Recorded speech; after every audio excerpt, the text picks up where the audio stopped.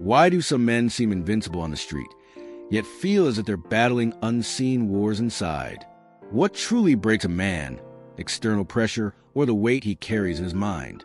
Why do you keep returning to the same hurt, even when you know it's tearing you apart? If you're a man who's ever felt these questions, you might not even realize how deeply they shape the way you live. Picture a man named Daniel. He's the kind of guy who can lift heavy objects at the gym, finish a marathon, and still come home with a smile. But when the lights dim and the world quiets, he's haunted by a dream that keeps resurfacing, a lover's face fading into a stormy sea, a promise slipping away in the tide. Each time he wakes, the dream lingers, a silent echo that makes his heart race and his thoughts scatter. Daniel doesn't understand why the dream feels like a threat, why it makes him feel less than he is in daylight. He's not alone. Across the city, others whisper about love dreams that reveal hidden desires, unresolved fears, or unspoken expectations. These dreams, though they appear as simple images, are like coded messages from the subconscious. They speak in symbols: water, fire, shadows, each carrying meaning that the conscious mind often ignores. The challenge is that many men, conditioned to be stoic, dismiss these nocturnal narratives as mere fantasies, never pausing to listen. Now imagine that Daniel finally decides to confront these symbols. He starts keeping a journal, noting every detail: the color of the sky, the texture of the ground, the emotions he felt. He finds patterns. Every time he feels judged, the dream shows a storm. Every time he feels love, the dream shows a calm sea. By mapping these symbols, he begins to understand the hidden currents shaping his actions and choices. He realizes that the invisible battles he's fighting are not external but internal, rooted in past experiences, expectations, and unhealed wounds. In the next few minutes, you'll learn a truth no one has ever told you: that the symbols in love dreams are not random. They're the subconscious's way of guiding you toward healing. You'll discover how to read these signs, how to confront the unseen battles, and how to turn them into stepping stones toward a healthier, more authentic self. This isn't just about interpreting dreams. It's about reclaiming the power you've been holding back. Ethan woke with the taste of salt on his tongue, the echo of a dream still clinging to the edges of his mind. In it, a silver mirror reflected a face he barely recognized, a face that seemed to ask, "Who are you when the world turns its back on you?" He had always thought those nocturnal images were mere fragments of longing, but the last night's vision was different.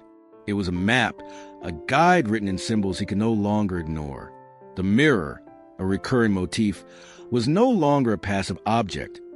It pulsed with quiet insistence, demanding he confront the parts of himself he had long buried. Men learned from early on to swallow feelings, to keep the storm at bay and the surface calm. Yet the bill always comes, an inevitable reckoning that gnaws at the core. Ethan felt that ache settle in his chest, a slow, relentless drumbeat that reminded him he could not keep running from the storm. He had been a silent soldier, believing that silence equaled strength. But the quiet had become a cage, and the walls creaked under the weight of unspoken truths. He imagined pushing his own soul into a dark room, hoping it would stay quiet. Yet the darkness was not a sanctuary. It was a prison that screamed louder with each breath. "It's like pushing your own soul into a dark room and hoping it doesn't scream," he whispered to the empty apartment, the words echoing off the walls. The metaphor felt all too real. In the darkness, he could no longer hear the subtle whispers of fear, of failure, of betrayal. He had become a stranger to his own heart, and the silence he had cultivated had turned into a silent scream. When did you start doubting yourself? He asked himself, the question hanging in the air like a fragile candle flame. In what moment did he realize he could no longer trust anyone, not even his own reflection? He remembered the day he had let a friend's criticism slide, the day he had chosen to keep his pain private, the day he had decided that showing vulnerability would mean losing his edge. Each memory was a thread, weaving a tapestry of isolation that grew thicker with each unshared sorrow. Why do men fear failure more than suffering? The question was a puzzle he had never solved. The dream's mirror offered a fragment of an answer. The fear of failure was a fear of being seen, of being reduced to a story told by others. Suffering, on the other hand, was a private conversation, a quiet acknowledgement that the world was not always kind. The mirror's silver surface reflected his own vulnerability, a reminder that the true battle was not against the world, but against the silence he had chosen. There was an uncomfortable truth about the male mind, a truth that had been whispered in the shadows of many rooms. It was a truth that had never been spoken aloud, a truth that was now being forced into the light by the dream's silent guidance. Ethan's journey had just begun. He could feel the weight of the mirror's gaze, and with each step, he was learning to let the darkness speak, to turn the unseen battles into stepping stones toward a healthier, more authentic self. Ethan stood before the mirror again, the same glass that had reflected the shadows of his doubts.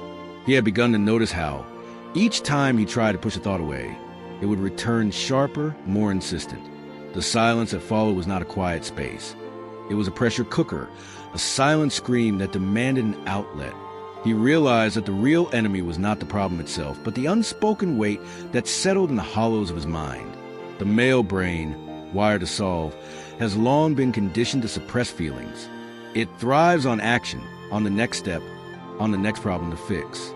When emotions spill over, the mind feels lost, like a compass spinning without a north. This is why many men carry unresolved feelings like a heavy backpack, feeling the strain with each step they take. The silence becomes a corrosive force, eroding resilience more quietly than any public failure could. Ethan had watched others do the same.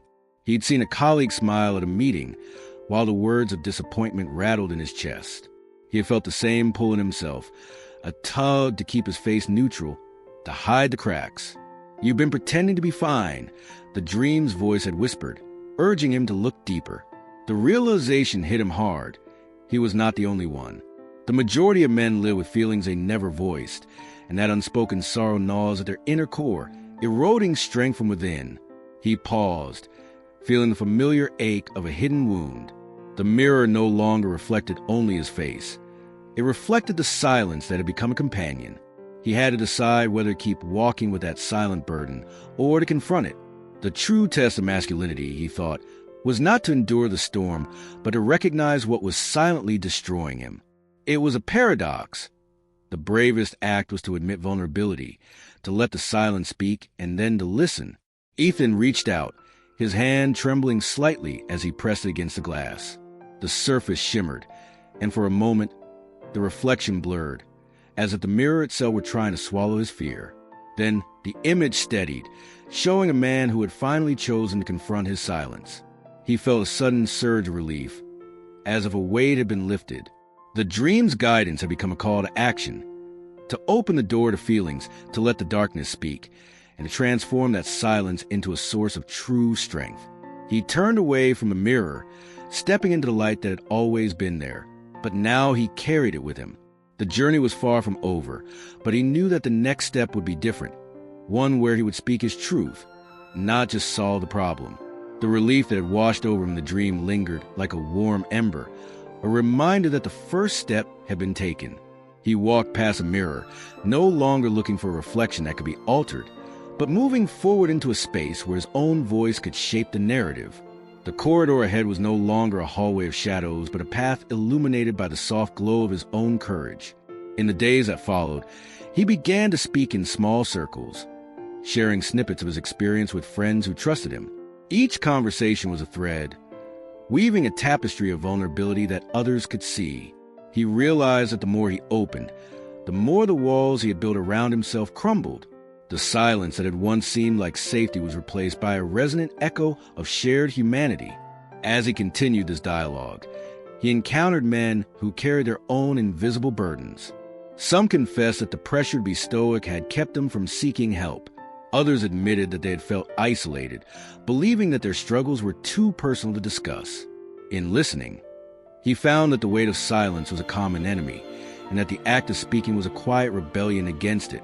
The conversation turned from personal anecdotes to a collective understanding. That strength is not the absence of pain, but the willingness to confront it. The next phase of his journey was not about finding a final solution, but about cultivating a culture of openness. He began writing short essays, sharing them on a community forum dedicated to mental wellness. Each post was a small bridge, inviting others to cross and share their stories. He used language that was gentle yet honest, ensuring that the content remained accessible to readers of all ages. The feedback was overwhelming. People reached out, thanking him for creating a safe space where they could finally say, "I am not alone." In this new chapter, he discovered that the true power of the dream lay not in the revelation itself, but in the ripple effect it generated. The darkness that had once seemed so threatening now became a catalyst for connection, turning personal revelation into collective resilience. He understood that the battle against invisible wars is never won in isolation. It is won when men stand together, acknowledging their shared scars and supporting each other through them. The journey was far from over, but the path ahead was clearer. He was no longer a solitary traveler. He was part of a growing movement that embraced vulnerability as a form of strength. The next step was to keep the conversation alive, to encourage others to speak their truths, and to remind them that the darkness can be illuminated when we let our voices break the silence.